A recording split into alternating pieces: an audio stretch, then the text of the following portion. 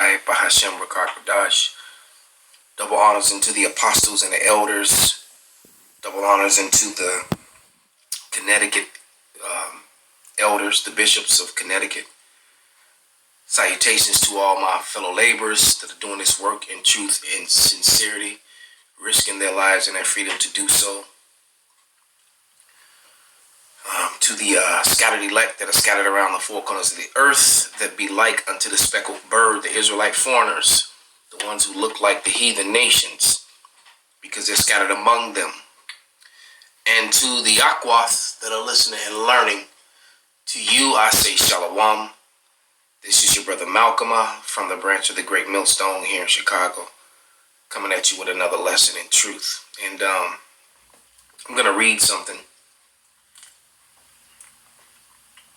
that I still have not quite been able to get over it.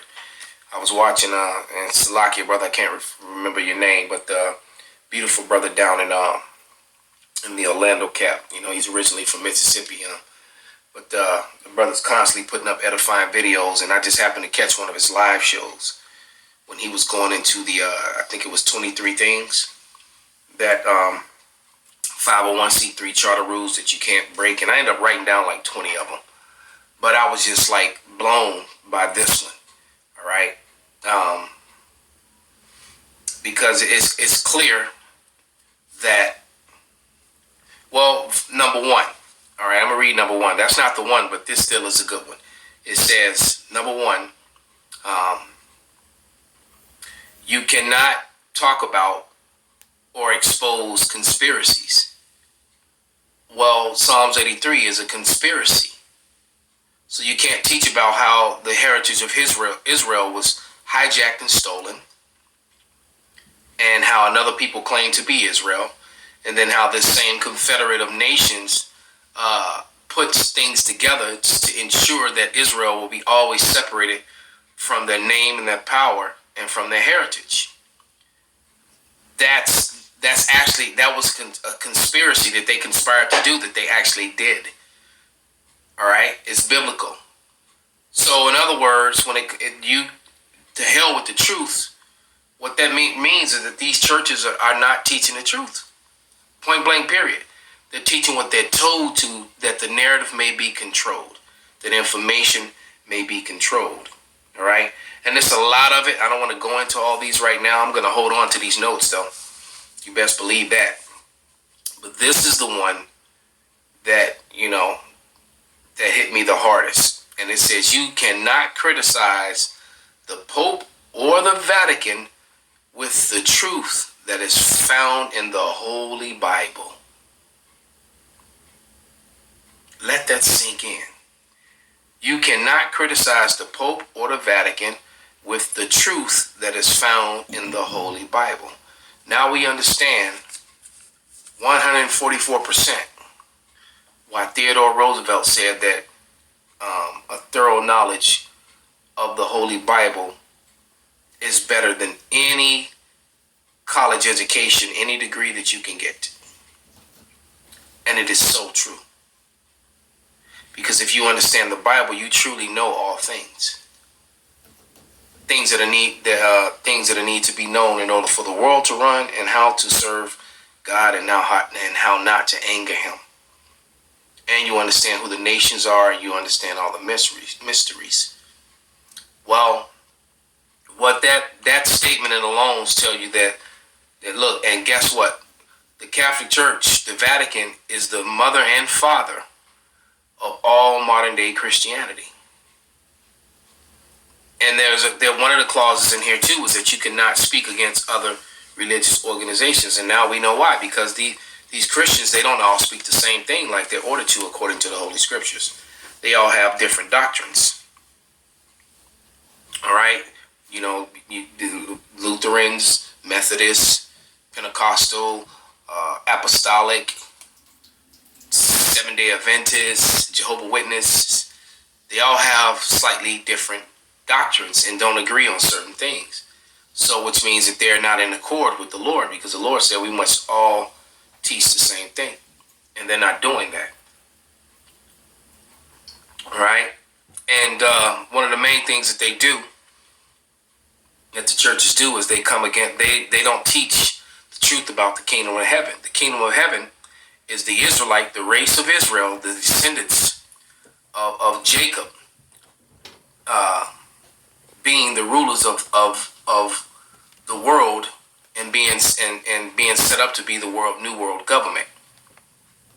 All right, and they don't want to speak about that at all, as if that's not true, because the Lord is coming back to set up His people.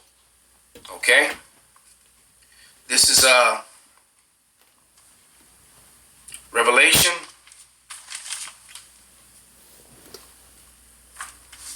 22:16, and it reads, I, Yahushua, have sent mine angel to testify unto you these things in the churches. I am the root and offspring of David and the bright and morning star, which kills the Catholic lie about a virgin birth, which has been passed on to all the Christians. All right.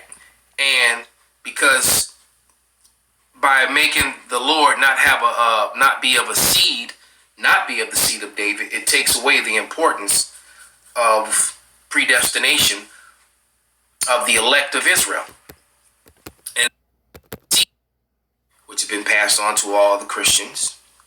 All right. And because by making the Lord not be of the seed of David, it takes away the importance of predestination of the elect of Israel, and it makes it a way for them to try to make universal salvation, and salvation is, and the Lord told you, salvation is of the Jews, all right, of the Israelites.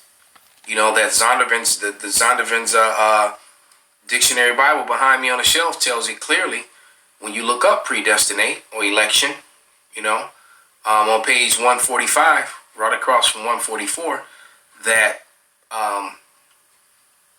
that modern day Christianity erroneously give salvation to all, for that is basically universal salvation is foreign in the scriptures. It's foreign in the Bible. The Bible talks about a specific salvation to a specific group of people. All right, because those people in those churches, those 7 churches, were all Israelites. They weren't all nations, as they tried to make it. And as we read on, we're going to prove that. This is Matthew 19:28. I love Matthew the 19th chapter, especially like 28 through the end there. It goes hard. But let's grab that real quick.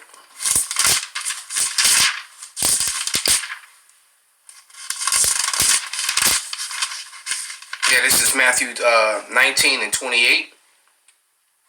I'm going to start at 27. But the point is in 28. And it reads, Then answered Peter and said unto him, Behold, we have forsaken all and followed thee. What shall we have therefore? And Yahushua said unto them, to the 12, Verily I say unto you, that ye which have followed me in the regeneration, when the Son of Man sit in the throne of his glory, ye also shall sit upon 12 thrones, judging the 12 tribes of Israel. All right? So they're going to be co-heirs with the Lord, because you know what the precept to that scripture is? I'm constantly saying, the scholars that this is the Nelson's King James Bible, which is my favorite King James version because of the precepts. And the precepts in this book are probably about 90% on point every time when I go and check them out. But it tells you right there, Revelation 2:26. What's happening in Revelation 2:26? Let's go see. Because this is when the Lord is being set up. When the Lord is going to be set up on that throne, he's going to set up the 12. And under the 12, he's going to set up the rest of the 144,000. And they're going to be the judges over all the earth. All right.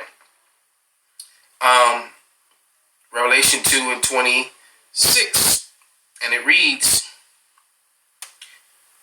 "And he that overcometh and keepeth my works unto the end, to him will I give power over the nations," the other races of people. "And he shall rule them with a rod of iron, as the vessels of a potter shall they be broken into shivers, even as I received of my Father." So the Lord is coming back to put foot to ass. All right? To put steel rod to head and break it in shivers. And the 144,000 is going to assist and aid him in doing so. All right? So the order is going to be first King Yahushai, the King of Kings. Then it's going to be King David, our beloved King over Israel forever, as promised by the Lord. All right? Peter is David. That's how Peter got the keys. All right? Because David, and if you understand the regeneration, as I read, then you would understand that. All right? The rest of the 12 and then the 144,000. Those are your judges. That's the order. However, that order, and it's going to be rank and file even within the 144,000. All right? But those are going to be your judges over the entire earth, over the entire universe. Point blank, period. So so not being able to tell the truth that's in the Bible, versus Christianity, it takes away the importance of the racial aspect of the Bible and the role of the Israelites in the kingdom of heaven. All right, which is going to be here on earth. Because he said he saw Jerusalem coming down. So that's why I said, what does it benefit to be a Jew? Much in every way. Not just a Jew, but a Reubenite, and a Gadite, and an Issacharite, and a Simeonite, and Naphtali, and on down the line. Okay? Let's go to John 6:29.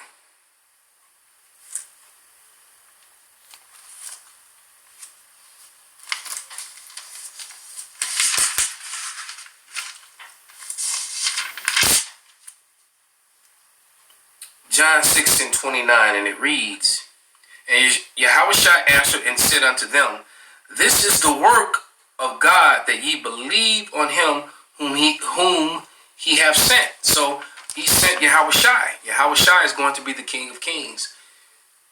All right, and the Israelites are going to be co-heirs with him. Point blank, period. All right, let's get 1 Corinthians.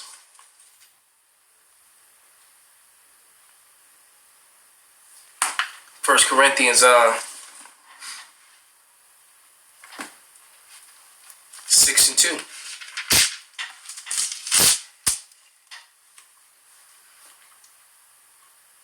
And it reads, "Do ye not know that the saints," who are the saints, the Israelites, all right, and specifically the 144,000, the 12,000 from each tribe, which is the heavenly roll call is given in Revelation, the 7th chapter.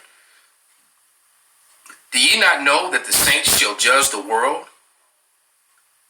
And if the world shall be judged by you, are ye unworthy to judge the smallest matters?" So the saints are going to judge the entire world, man. Just as it is written. Under the authority and side by side with the King of Kings. That's what it is, man. There is no getting around these facts. None whatsoever. Let's go to Psalms 2:8. Because that kicks into play what Revelation 2:26 does. And it reads, "Ask of me, and I shall give thee the heathen for thine inheritance, and the uttermost parts of the earth for thy possession." So we're going to possess all the other races, all the other 17 nations that were created. And at the end of that, the Idumeans, after they've built up the kingdom for free, the Idumeans are going to be rounded up and burned and utterly destroyed off the face of the earth by both the southern and northern kingdom. Call Halal Yahweh Ba'Shem Awashai, Ba'Shem Rakakwadash, Wa Abba Baba Kwam Yasharala.